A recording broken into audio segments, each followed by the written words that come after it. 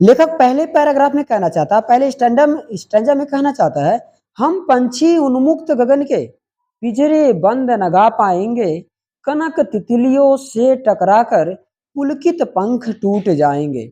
अर्थात हम एक ऐसे व्यक्ति हैं, हम एक ऐसे पंछी हैं जो पिंजरे में कभी नहीं गा सकते, पिंजरे में कभी भी नहीं रह सकते, क्योंकि एक हम इंसान हैं, कोई बधुआ मजदूर नहीं है। कनक तितलियों से टकराकर पुलकित पंख टूट जाएंगे। अर्थात वो लेखक कहना चाहता है कि अगर हमें बांध भी दिया जाएगा तो बांधने के कारण कनक तितलियों से टकराकर, अर्थात जो आसमान में बहुत सारे जीव जंतु तितलियां उड़ रही हैं उनसे टकरा कर करके हमारे पंख टूट जाएंगे अगर हमें बांध भी दिया जाता है तो। इसलिए हम बंद पिंजरे में कभी नहीं गा सकते। अगले स्टंज में लेखक कहना चाहता है, हम बहता जल पीने वाले मर जाएंगे भूखे प्यासे, कहीं भली है कटुक निबौरी कनक कटोरी की मैदा से। अर्थात हम बहता जल पीने वाले, हम बहता जल पीने वाले हैं, मर जाएंगे भूखे प्यासे, कहीं भली है कटुक निबौरी कनक कटोरी की मैदा से। हम बहता जल पीने वाले हैं, हम भूखे प्यासे मर सकते हैं, कहीं हमें कटुक निबौरी खा करके रह सकते हैं, कहीं कटोरी भर मैदा खा करके रह सकते हैं। बहता जल पीने वाले हैं, किसी के बधुआ जल पीने वाला मैं नहीं हूं।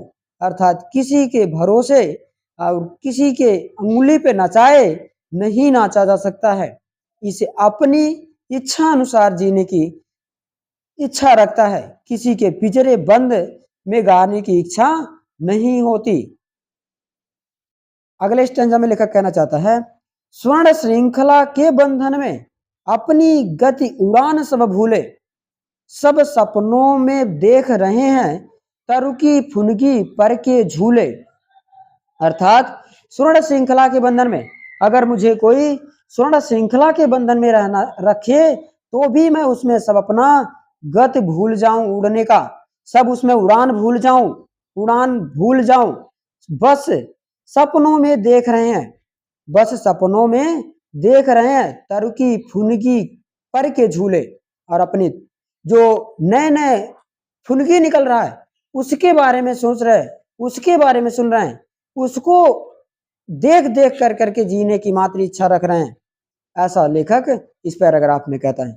अगले पैराग्राफ में लेखक कहता है, ऐसे थे अरमान की उड़ते नील नभ की सीमा पाने, लाल किरण सी चोच खोल चुगते तारक अनार के दाने। ऐसे थे अरमान की उड़ते नील नभ की सीमा पाने, अपने अरमान ऐसे थे, उड़ने की इच्छा ऐसी थी कि जो नील नभ नीला नभमान है उसकी सीमा पाने की थी, उसकी सीमा प्राप्त करने की थी।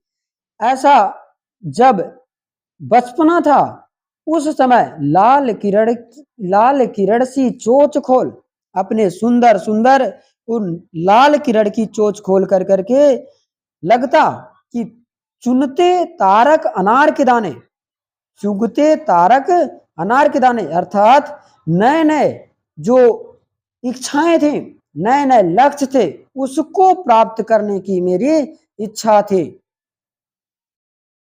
होती सीमा क्षितिज से होती सीमाहीन क्षितिज से, सीमाहीन क्षितिज से, अर्थात कहना चाहता है सीमाहीन हो जाती है क्षितिज से इन पंखों की होड़ा होड़ी।